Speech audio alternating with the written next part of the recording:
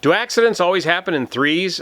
My mom used to say that, and I never believed it much, but here we are with the third accident in just as many days, with the airframe loss of the 421 Cessna twin in the landfill over in New York. Fortunately, I'm happy to report that that pilot survived. The only person on board that airplane, the 421 Cessna, survived.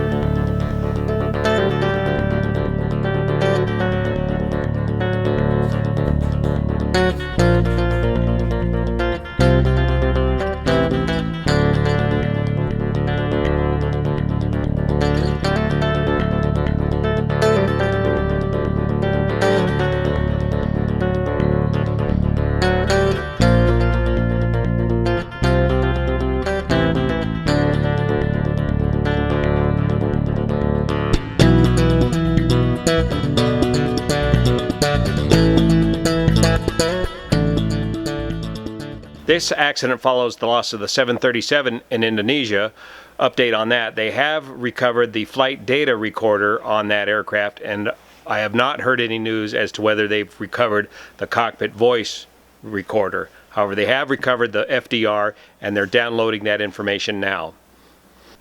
We also had the loss of the Cessna Citation in the Mutton Mountains of Oregon.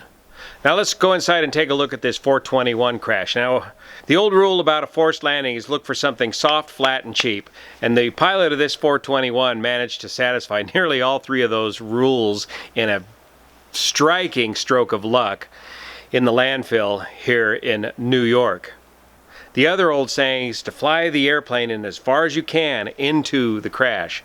We'll take a close look and see how well this aircraft was under control at the time of this crash, and check out the stunning footage from the security cam. Let's go check it out. Okay, starting with Kathryn's report, Cessna 421B Golden Eagle, 421 Delta Papa, January 10th, Republic Airport, Nassau County, New York. There's the registration.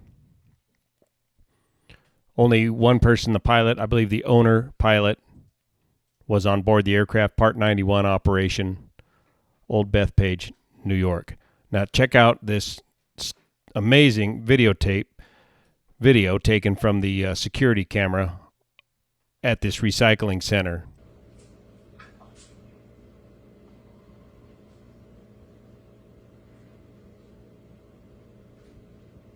Just a hard impact. See if I can pause it. No, I can't pause it, darn it. Anyways, note that the right wing tip is down, and then the left wing tip is down. Boom! That's basically a full stall, basically starting a spin, fairly flat-looking spin, into the impact area.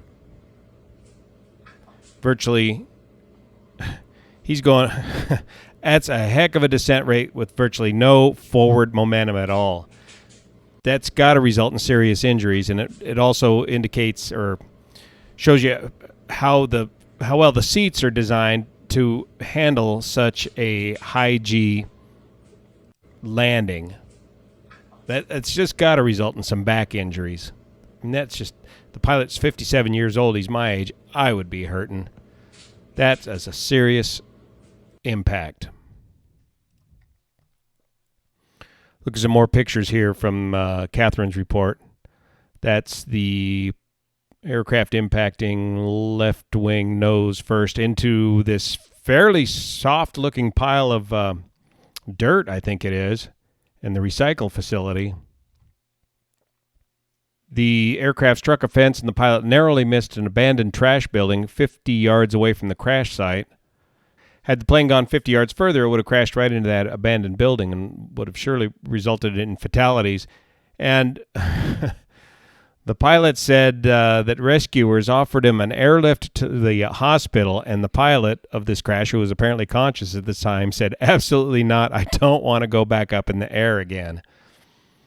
A precautionary line was stretched of foam to address an active fuel leak, so there may have been some fuel on board the aircraft. Usually when you get an impact like that and there's no post-crash fire, you wonder about how much fuel or how little fuel was on board the aircraft. What could have possibly caused both engines of this twin-engine aircraft to fail? The first thing you think of is fuel, lack of fuel, or fuel mismanagement. We'll talk a little bit about the 421B design. By the way, you can tell it's a 421B Bravo because it's got the wingtip tanks.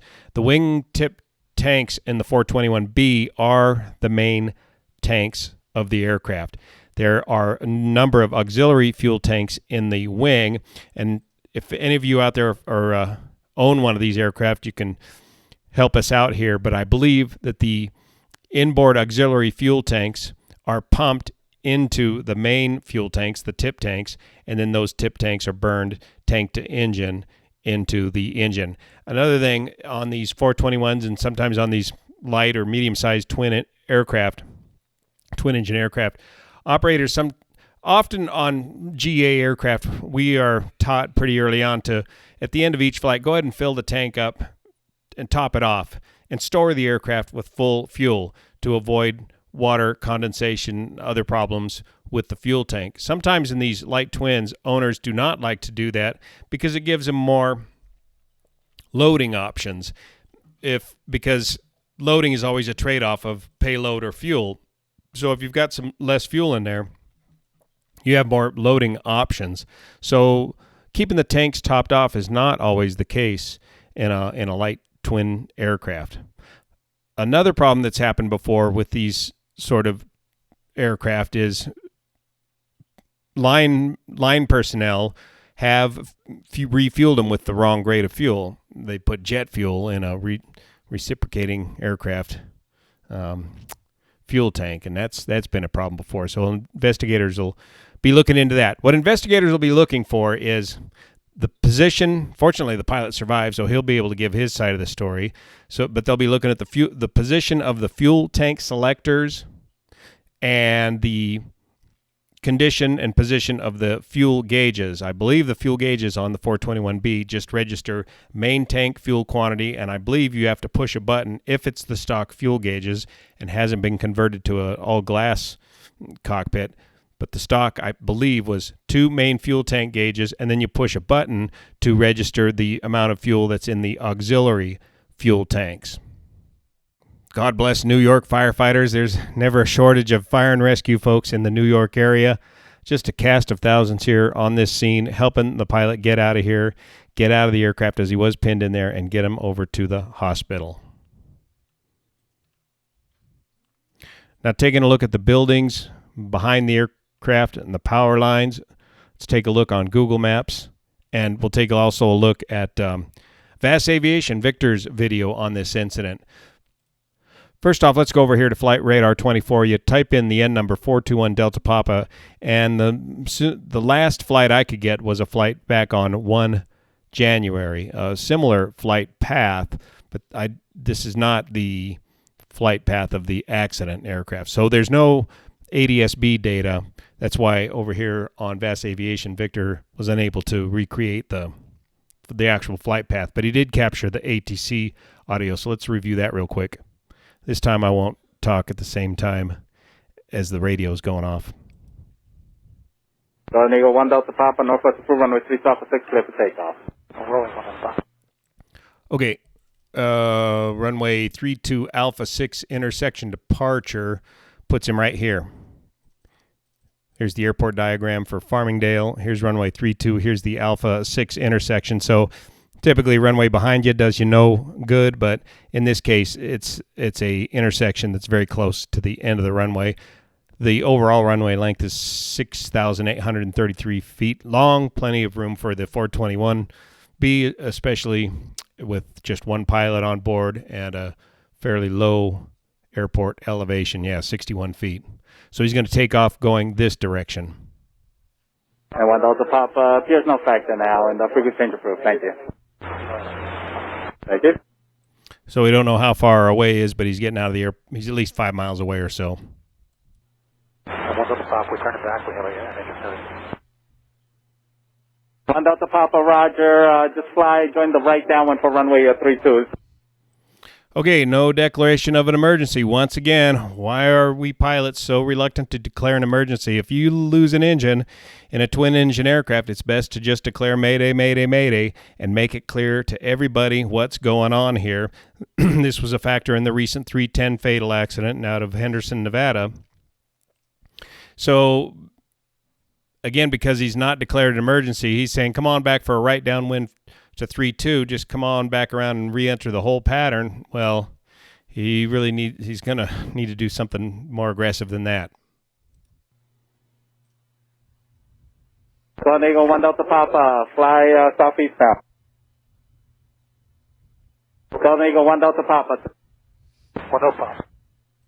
Right downwind or left downwind, your choice, 1 Delta Papa. 1 Delta Papa, would you like runway 14, wind 01012? 1 Delta Papa, is that straight ahead? Yeah, straight ahead. Yeah, that's a problem. 1 Delta Papa, straight in, runway 14. I see you now on a 5-mile final for runway 14. You're at 1,500 feet. And straight in, runway 14, clear to land. The wind 010 at 10. Okay, so he's clearing him to land on the opposite runway that he took off from with a 10-knot tailwind. That's a good heads up by the ATC guy. But there's a lot of chatter going to go on here that's I would find rather distracting in this just stressful situation. 1 Delta Papa, lose up both engines here. 1 Delta Papa, say again. He's lost both engines again. Now he's really got his hands full. He probably doesn't even aviate, navigate, communicate. The communicating of Mayday, Mayday, Mayday is that opportunity's kind of come and went already. But again, it would just help clear up the situation at hand. He's got dual failure. Dual failure, right? Just keep it as high as possible. You're on, I see you now on a 4-mile final. 4-mile final at 1,400 feet. And runway 14, clear to land. Okay, that ain't going to work. 1,400 feet at 4 miles away. No, he's not going to make it back to the airport.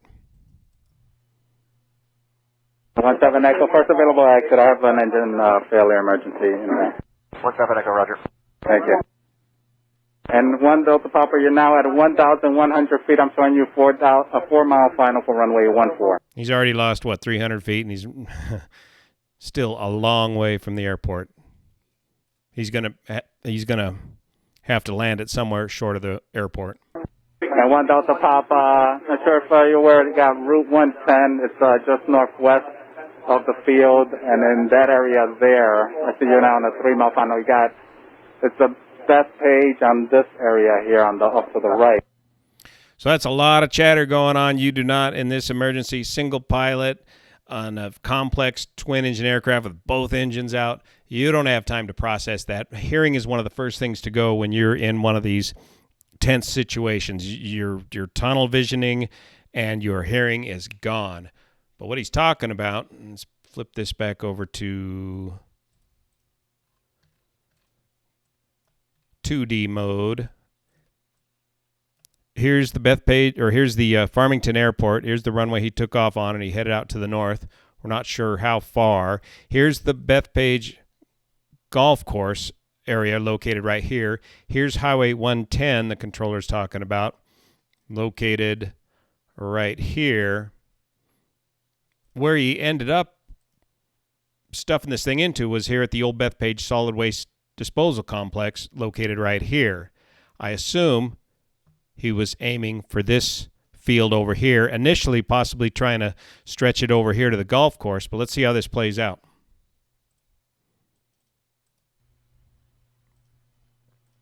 And 1 Delta Papa, off your right, there's a highway. It's Seaford Oyster Bay is off your right wing.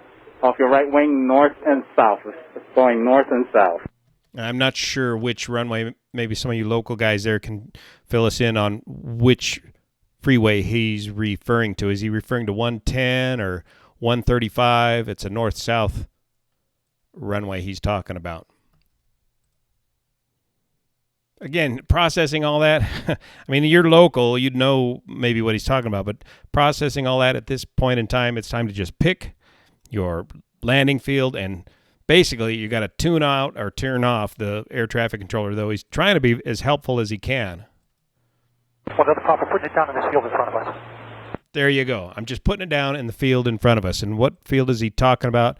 I assume he's talking about this field right here. Here's where he ended up at the solid waste complex. Remember, he's got about a 10-knot tailwind pushing him along, increasing his ground speed by a good 10 knots or so. On Delta Papa Roger. On Delta Papa Roger. Wind 360 at 12. And there he is into the pile of rubble there, or dirt. Let me see if I can replay this one. Yeah, full, look at that. Just basically full stall, flat, full stall right on into terra firma there. So lucky. See if we can On see Delta that Papa right Roger. dip. Wind 360 at 12. There's the right wing tip down. So when you get into the full stall, you start rocking both wingtips. But he's still fighting for his life. He's still trying to fly the plane, even though it's full stalled. And then left wingtip drops, but he's got the nose up. Bam. So the stall spin sequence was interrupted by ground impact. Golden Eagle 1 Delta Papa, Republica. Seneca 602, can you do me a favor by any chance? Yes, sir. Go for it. Yeah, it appears he went down about 2.5 miles northwest of the field. Any chance you can fly over there to see what you see? Will do. See, that's a great thing. They can, other aircraft, Good Samaritans will run over there and do a like a search and air rescue cap flight, try to get an assessment of the situation. I appreciate it, Seneca 602. Yeah, we're not seeing any smoke from here. We saw when he went down, but we're not seeing any smoke. So hopefully he made it down safely, but if you can give us an overhead view there. Thank you. No problem. Take a look at, you said it's about 2.5 miles northwest, right? Yeah, it was just off the center line of 14 to the northeast of the northeast. Okay, northeast, gotcha. So they're out there looking for him. No smoke, no fire. Again, at the scene of the crash. So let's go back to Google Maps here and take a look at this and compare this to the pictures on Kathryn's report. So again, taking off on 14, heading up to the north, coming back to the south, aiming for runway 14, then decides to aim for a field in front of him. I suspect that field is this field here, based on the wreckage ending up right here. If we go to 3D and spin this thing around, it looks to me like he ended up just clearing these trees and hitting this pile of rubble right here. I suspect the security camera video is being shot from this security shack right here. Note that you can see this building in the windows, see this porch overhang here, and of course the two large smokestacks right here behind the brick building lines up with the pictures here in Kathryn's report right there. There's the building with the porch overhang there and the two smokestacks right there. Pretty well locates where he ended up. So it appears he was heading towards this field either from this direction or this direction, possibly into here, and ended up, well, it's hard to tell. Hard to tell. With no radar data, the pilot who survived can come back and tell us exactly what went wrong here and what went right for him and how he was able to get this thing down and from what direction was he attempting to get into this field. I believe this is a landfill that's been subsequently covered up.